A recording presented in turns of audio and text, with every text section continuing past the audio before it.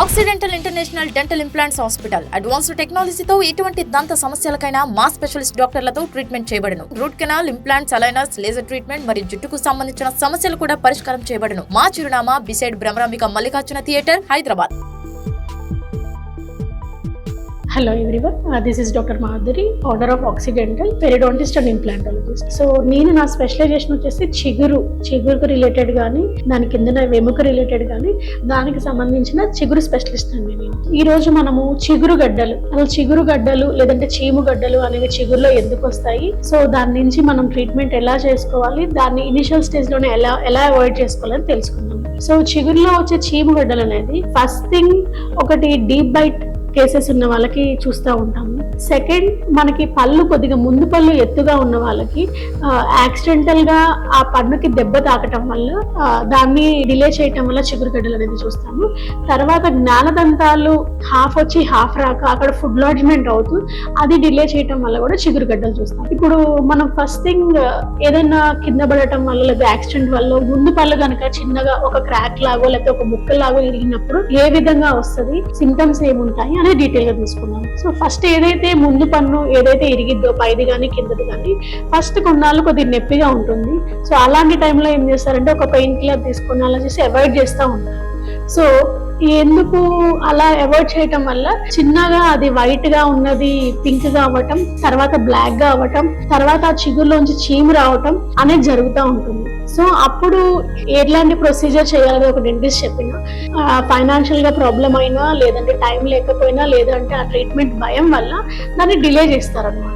ఆ డిలే చేయటం వల్ల ఏదైతే చిగురు లోపల చీముగడ్డ అయితే వచ్చిందో అది ఆ ఒక్క పన్ను నుంచి 3 నుంచి 5 పళ్ళ వరకు స్ప్రెడ్ అయ్యే అవకాశం ఉంటుంది. సో అలా స్ప్రెడ్ అయిన తర్వాత గట్టి పదార్థాలు తినలేనప్పుడు, పళ్ళు కదులుతున్నప్పుడు, చీము వల్ల పొద్దున్న లేసే కల్లా బ్యాడ్ బ్రీత్ వచ్చినప్పుడే డెంటిస్ట్ దగ్గరికి వస్తున్నారు. సో ఇలా డిలే చేసి రావటం వల్ల ఒక్క పన్నుకి ట్రీట్మెంట్ చేసేది 3 to 5 ఒక్కొక్కసారి జా మొత్తం స్ప్రెడ్ అవుతూ ఉంటది అనమాట. సో అప్పుడు ఓన్లీ పంటికి ట్రీట్మెంట్ కాకుండా అక్కడున్న ఎముక కూడా డ్యామేజ్ అయిపోతుంది. గోడకి విండో ఎలా ఉంటుంది, సో విండో అంత పెద్ద హోల్ లాగా మనకి బోన్లో బక్కల్ బోన్లో అనేది చూస్తూ ఉంటాం. సో నేను క్లినికల్ గా చేసిన కొన్ని కేసెస్ ఫోటోగ్రాఫ్స్ కూడా ఇక్కడ పెడతాను. సో ఆ బోన్ విండో ఎలా ఉంటుంది, సో అలాంటప్పుడు ఏమి ట్రీట్మెంట్ చేస్తాము అంటే ఎక్కడి వరకు అయితే ఇన్ఫెక్షన్ ఉంటుందో దాని నుంచి అటు ఇటు ఇంకొక 1 పన్ను ఎక్స్ట్రా చిగురు అనేది ముందు రిఫ్లెక్ట్ చేసి ఆ గ్రాన్యులేషన్ టిష్యూ ఏదైతే ఇన్ఫెక్షన్ కారణమైన టిష్యూ ఉందో అక్కడ చీము ఇన్ఫెక్షన్ మొత్తం క్యూరటేజ్ చేసి రిమూవ్ చేసి ఎక్కడైతే ఒక విండో ఫామ్ అయింది అంటే ఆ బక్కల్ బోన్ కి హోల్ లాగా అవుతుందో ఆ హోల్ మొత్తం బోన్ గ్రాఫ్ట్ నింపి దాన్ని క్లోజ్ చేయటం అనేది జరిగిద్ది అనమాట. ఒకవేళ పన్ను మొత్తం సపోర్ట్ లేదు అంటే గ్రేడ్ 2 గ్రేడ్ 3 మపులిటీ ఉంటే అదే టైంలో పన్ను తీసేసి ఇంప్లాంట్ కూడా సేమ్ సిట్టింగ్ లో పెట్టడం అనేది జరిగిద్ది. ఆ ఇంప్లాంట్ పెట్టడం అనేది సేమ్ సిట్టింగ్ గా లేదు అంటే 3 to 6 months ఆగాల అన్నది అక్కడ ఉన్న బోన్ డ్యామేజ్ ని బట్టి డిసైడ్ అవుతాం అనమాట. సో కొన్ని సిచ్యువేషన్ లో మనం పన్నుని కాపాడి ఓన్లీ ఆ ఎముక వరకు క్యూరిటేజ్ లాంటివి చేసి బోన్ గ్రాఫ్ట్ పెట్టచ్చు. కొన్ని సిచ్యువేషన్స్ లో ఇన్ఫెక్షన్ రిమూవ్ చేసేసి బోన్ గ్రాఫ్ట్ పెట్టి ఇంప్లాంట్ అనేది పెట్టచ్చు. ఇంకొన్ని సిచ్యువేషన్స్ లో మనం ఇంప్లాంట్ పెట్టే సిచ్యువేషన్ కూడా ఉండదు, ఓన్లీ దాన్ని క్లీన్ చేసి బోన్ గ్రాఫ్ట్ పెట్టి క్లోజ్ చేసి ఒక 3 to 6 months ఆగిన తర్వాతే ఫిక్స్డ్ పన్ను ఇవ్వచ్చు అనమాట. అలాంటి సిచ్యువేషన్ లో మేము ప్రస్తుతానికి టెంపరీ పన్ను అనేది ఇస్తా ఉంటాము. సో మీరు డిలే చేయటం వల్ల ఆ ట్రీట్మెంట్ కాస్ట్ గానీ టైం గానీ కాంప్లెక్సిటీ గానీ ఎక్కువ అవుతా ఉంటుంది. ఇంకా సెకండ్ వచ్చేసి డీప్ బైట్. కొన్ని సిచ్యువేషన్ లో డీప్ బైట్ వల్ల ఆ రూట్స్ దగ్గర ప్రెషర్ పడి అక్కడ కూడా చీము గడ్డలు లాంటివి లేస్తా ఉంటాయి అనమాట. అలాంటివి మనం 13 years ఏజ్ లోనే కరెక్షన్ అనేది చేయించుకోవాలి. సో మీకు యాజ్ ఏ పేషెంట్ మీకు ఎలా తెలుస్తుంది 13 years లో ఇది ఒక ప్రాబ్లం ఉంది కరెక్ట్ చేసుకోవాలి అనేది అంటే మీరు రొటీన్ గా డెంటల్ చెకప్ వస్తుంటే మీకు అనేది అర్థమవుతుంది అనమాట.